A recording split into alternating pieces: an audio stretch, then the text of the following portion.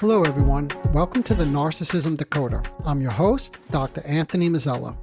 In today's episode, we're revisiting a case some of you may remember, Frank, a public figure whose story I've previously used to explore the emotional terrain of shame.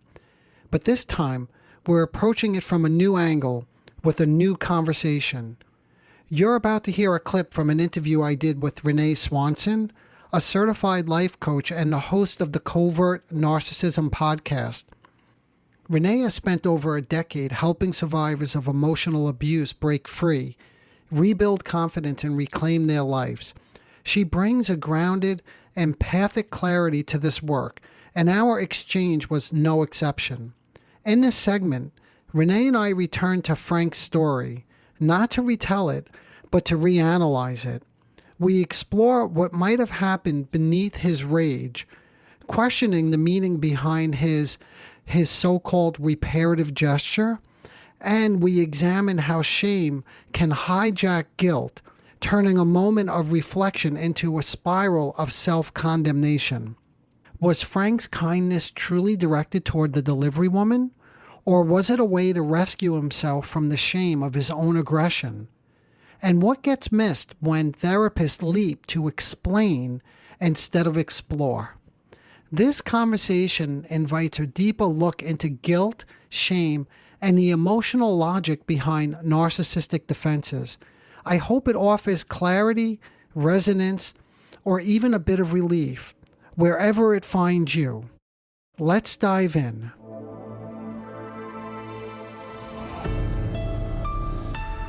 All right, I'd love to welcome Dr. Anthony Mazzella back to the show. I always enjoy talking to you. And Dr. Mazzella, thank you so much for being here again today. It's my pleasure. I'm very much looking forward to this. I always appreciate a deeper dive into things that we already started to think through. So thank you. No, I'm glad to have you, and let's take that deep dive. So we're picking up where we left off, which was talking about guilt and shame, and those were the last couple episodes that we've done on that. And I love to dive a little further into this. So maybe let's just get started by maybe a quick summary each of us could do on guilt and shame, kind of what the difference is or what the similarities are. Yeah, sure. Go for it, and I'll jump in if you don't mind, and we'll put it all together, okay? Perfect. Okay. So I'm going to summarize it by saying that guilt is I did something wrong, and shame is I am wrong. Okay. Like I'm broken. I'm bad. Guilt is I did something bad. Shame is I am bad. And so where I kind of summarize the difference is that guilt focuses on your behavior, whereas shame focuses on your identity. It's more internalized. Shame is more internalized, whereas guilt can stay a little more external. It is about the emotions commonly felt with guilt are regret and remorse, whereas the emotions commonly felt with shame are worthlessness and humiliation.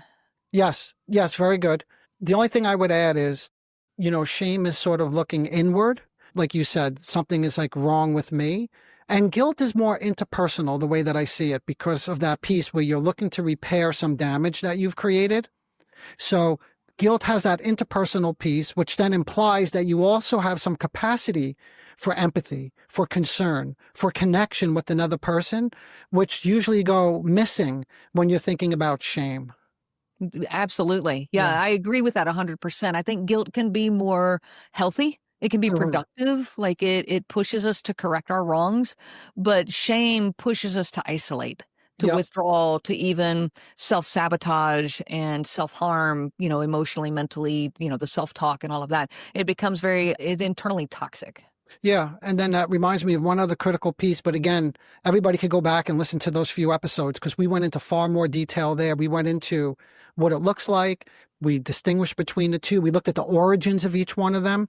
So when I just mentioned this piece about guilt being reparative and the part about empathy, that's what you and I were calling healthy guilt at that time. And then we differentiated it from pathological guilt, which is really close to shame anyway. So that's when someone regresses from guilt or collapses, let's say. They lose the capacity for guilt and slip into more of a shame state. Absolutely. Yeah. One example I like to use is guilt says, hey, I forgot my friend's birthday. I feel really bad and I want to apologize. I want to go make it right. Whereas shame says, I forgot my friend's birthday. I'm such a horrible person. I always ruin everything. Yeah, like what's wrong with me, right? And then they can start the self-attacking or isolating like pull away from the friend, for instance. Or conversely, believe it or not, this is still shame, blaming the friend. Well, why didn't they remind me? Or why are they making such a big deal? I only missed it by a day. In other words, like, what's wrong with them? See, that's a good way, not a good way, but one of the ways that someone deals with shame is they make somebody else feel what they can't bear to tolerate. Yeah. You bring up a good point. I think, and I'll ask, does shame push people into a protective mode, whereas guilt doesn't do that? Because what you're describing right there, when they start passing the blame, that's a self-defense protection mode. Yes. And shame pushes us into that, whereas guilt doesn't have that same effect.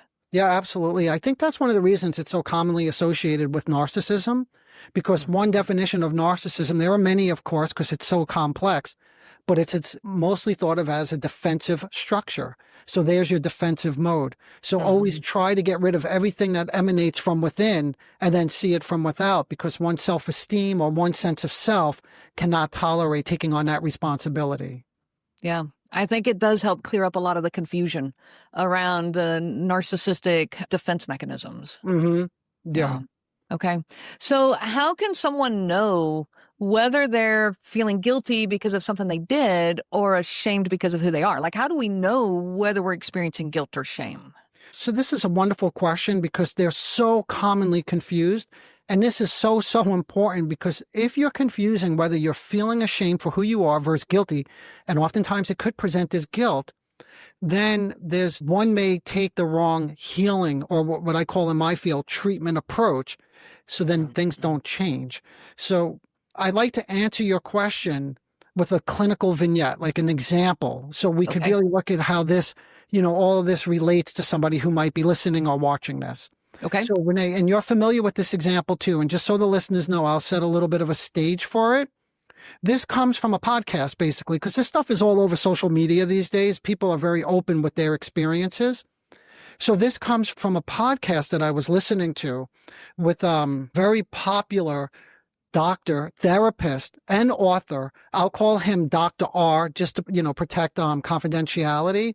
And he's specifically known for his work on relationships. And this fellow has written several well-known books.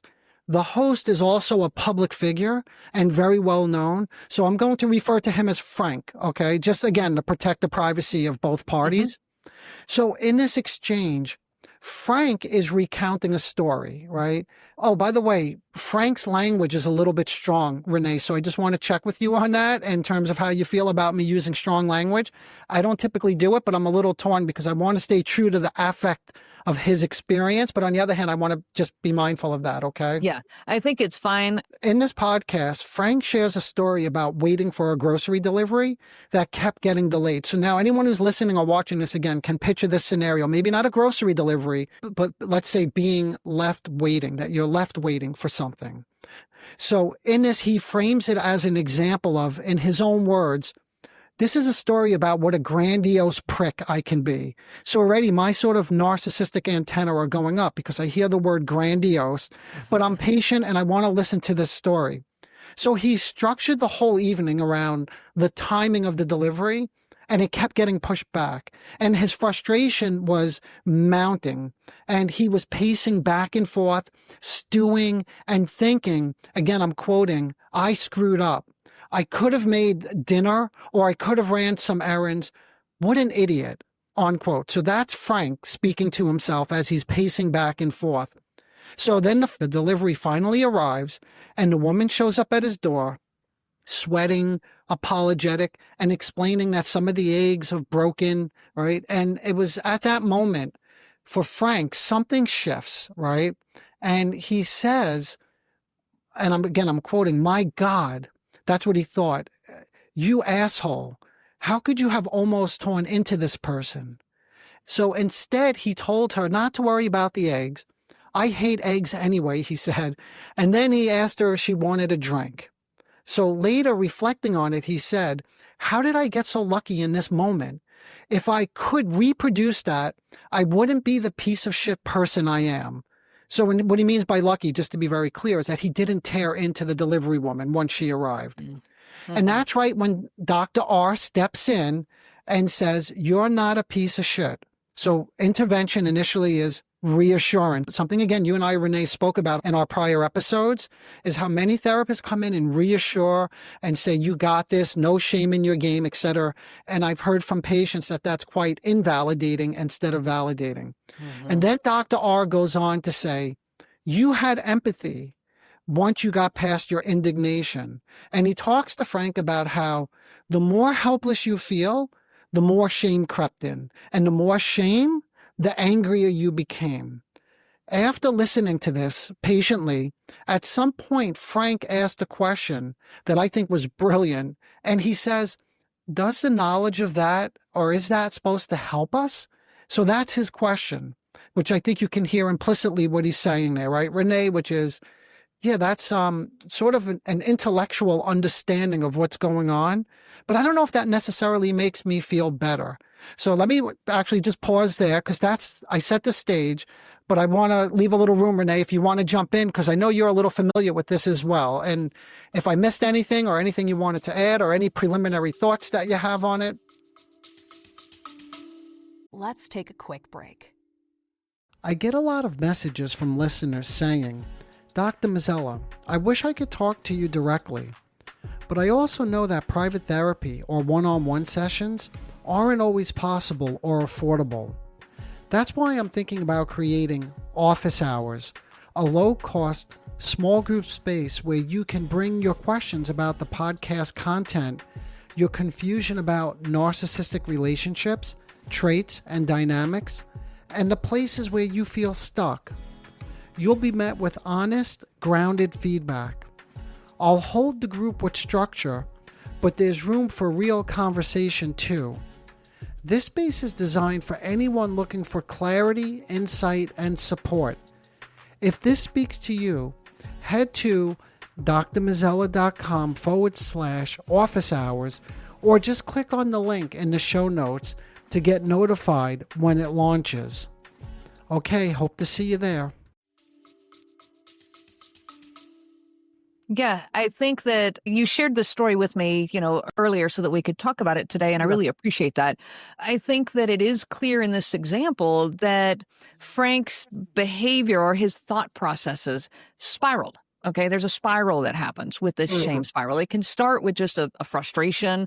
I should have used my time better. I should have been more, I could have done it this way. I could have done it that way. It's those should haves that can get in the way, for a lot of us. Yes. And then that starts to spiral. The frustration actually shifts into the anger or the self-talk, that very negative self-talk of what an idiot I am, what a piece of shit I am. And so that's not guilt. That's self-directed shame. Like when we reach that point of such a heavy negative self-talk, I think that's one of the ways we can tell we've kind of shifted over from guilt into shame. So no longer is it about, I didn't make the right choice, I should have used my time better. It has now shifted to these emotions of worthlessness or, the self-loathing that happens. So I think it's a great example. Okay. But what about Dr. R, the famous Dr. R that I mentioned, right? Well-published, popular fellow. He labeled it, I don't know if you heard it, but as guilt. He said, this is the guilt. You felt guilt. What about that piece? Did that strike? Because you're saying it's shame, and I'm saying, wait a minute, he's calling it guilt. And most people would, because you can argue based on our definition that there was a reparative effort, right? He offered her a drink and said, don't worry about the eggs. Like, I'm not concerned about that. Isn't that guilt? Making believe I'm viewing or I'm listening to this, okay? So I do think there's a fine line, and I do think it's very easy to slide from guilt into shame. And I do think it's also possible to call it back, to pull yourself back. Okay. I think where, yes, he did make some reparative efforts, and I'm really glad to hear that. He called himself into check, which tells me he was able to stay present enough to be able to stop the spiral that shame can take us down. So when we're experiencing shame and now we're attacking ourselves, I think of it like, you've got your immune system. When your immune system starts to attack you from within, that can get really threatening to you. Like that can be deadly even to your body. Yeah. Same thing with shame. We start attacking ourselves from within. It can be detrimental to us because it sends us down, fight or flight mode. It sends us down where our the thinking part of our brain gets knocked offline. All of these things can happen. because of our own internal thread. Right. And so I guess what I see in the story is he was able to have enough awareness to stop that spiral in that moment of clarity, whatever it was that caused that spiral, that shame loop to stop so that he didn't continue down that path. I think that's what I hear. Okay. So let me say something that's a little against the grain, but I hope it's in a way not to provoke anybody who's listening, but to get them to think about this, because this is a very different way of thinking about this same scenario. And this is more of what we call psychodynamic approach. So this is what I would do if I was listening to the story. So the first thing I would say is whether or not this is a reparative effort is up for debate. I am not sure if it's a reparative effort because I don't know what his motive was.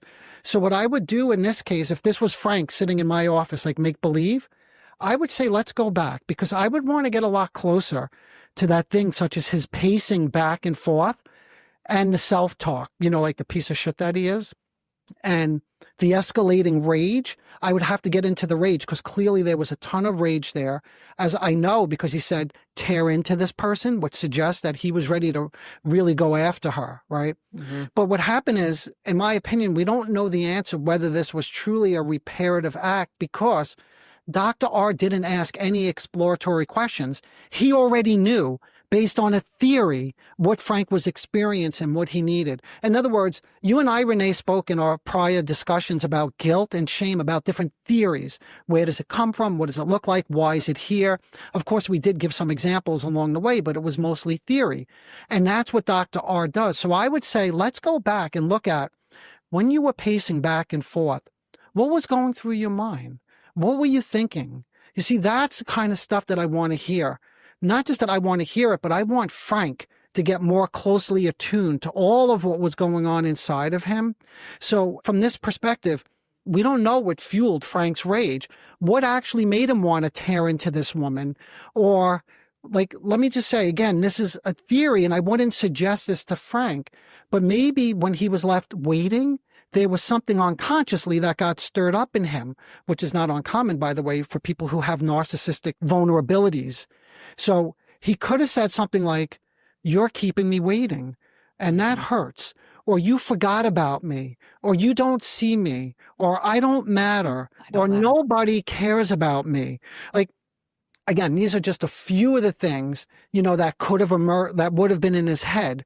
And maybe not so unconscious, by the way, but again, we don't know because no time was taken to explore this. When someone makes them feel bad or helpless or vulnerable, and we know Frank was in that position because he was left waiting, but he also had a need. And for people who have personality traits, having a need could be very difficult.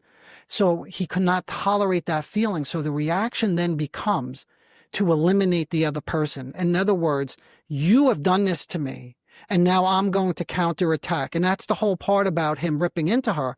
Why? Because in his mind at that moment, she caused this feeling to happen, which of course she didn't already, that was in there prior to, but she brought it out. Yeah, I think that's actually a great way to kind of think this through. I love what I hear you saying is to help Frank to approach himself with curiosity.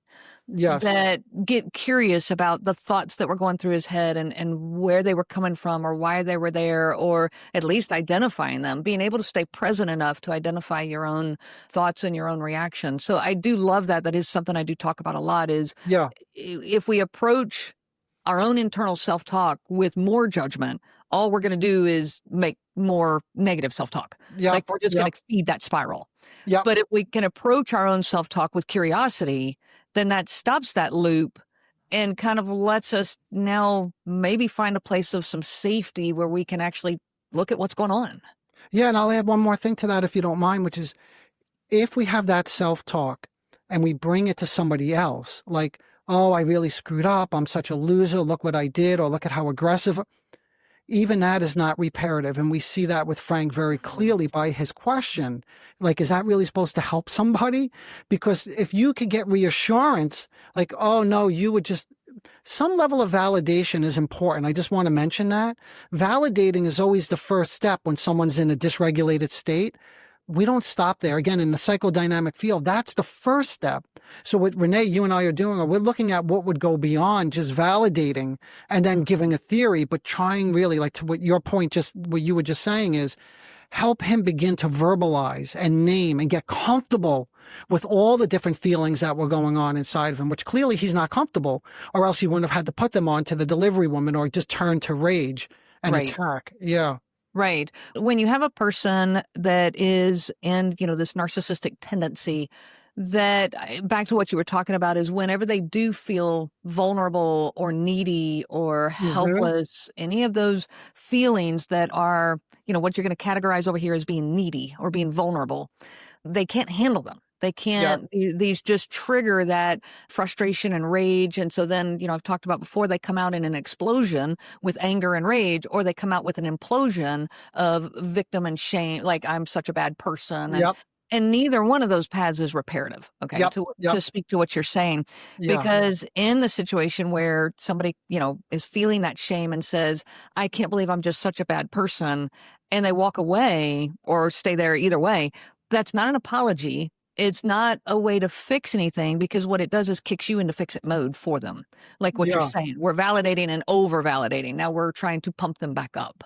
That's why the jury's still out with Frank in terms of offering her a drink or excusing the broken eggs, is because we don't really know if that was a genuinely caring, reparative moment, or if he was restoring his own self-image. You see, in other words, after a moment of being full of rage and really aggression and wanting to attack her, then he can make himself feel better by saying, but look at what a nice guy I am. I offered her a drink.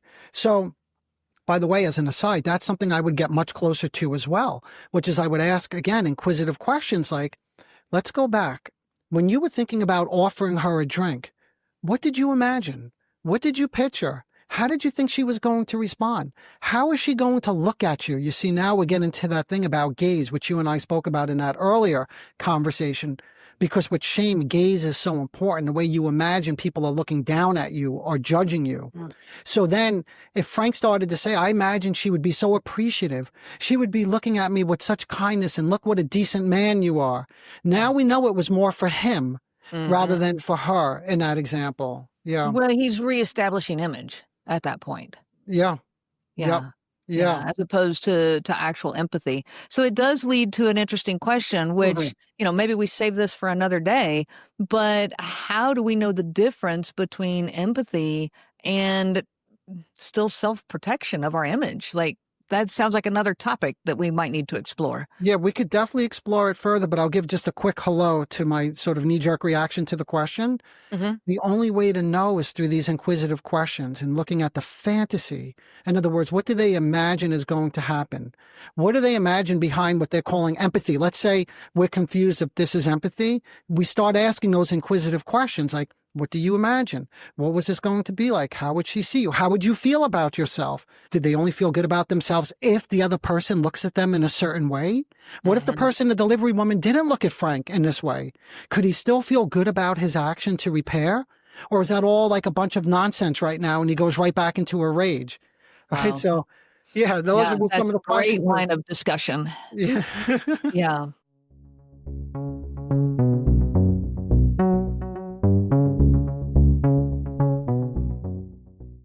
If this discussion resonated with you and you'd like to hear more, stay tuned. I'll be sharing another clip from our conversations very soon. In the next clip, Renee and I will take a deep dive into how to transform a shame state into a healthy form of guilt. If you're enjoying this kind of content, please take a moment to subscribe to this podcast so you don't miss what's coming next. As always, thank you for listening and take good care of yourself. I'll see you next time. Bye for now.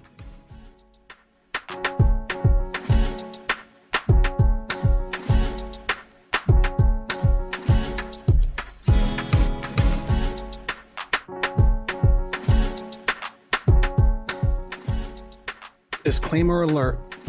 The Narcissism Decoder podcast is provided for general information purposes only. The content presented in this podcast is not intended to diagnose, treat, or cure any psychological condition related to narcissism. The content on this podcast should not be considered a substitute for professional medical advice, diagnosis, or treatment. For specific advice pertaining to narcissism or any other psychological condition, you could reach me directly. I am an experienced mental health practitioner who is always taking on new patients. If you would just like a consultation, I can do that too.